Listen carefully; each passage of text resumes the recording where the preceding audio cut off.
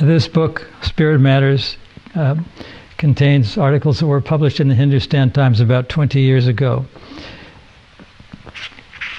This chapter 4, is called Liberation Leads to Slippery Summits.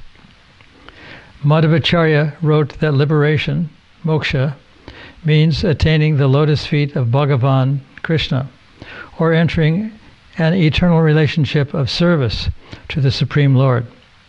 As lyrics to a popular song once intoned, everyone is looking for something. That something we all seek is shelter, and for some, that is liberation. But liberation seeking is rare.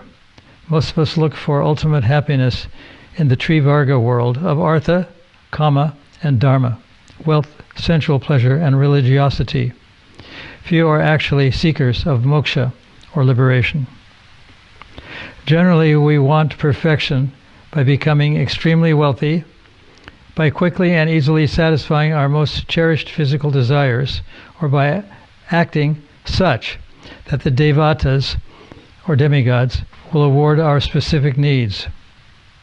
Only those who are philosophical about life, or who feel materially exhausted, are after moksha. But what exactly is liberation? Some think it's merging into ultimate Brahman, or oneness. Others think it's suicide. Most think attaining perfect artha, kama, and dharma will become true shelter.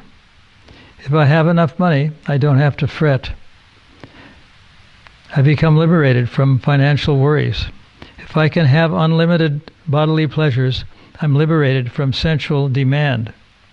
And if I have performed all my havan-yagyas correctly, done the right austerities, and appropriately pleased the devatas or demigods, I'm liberated from want. History has shown us that militant liberationists have risked their lives fighting for what they are certain will free masses by giving them economic, political, or social emancipation. The term liberation has been widely used in this context, where protecting people's rights gives shelter.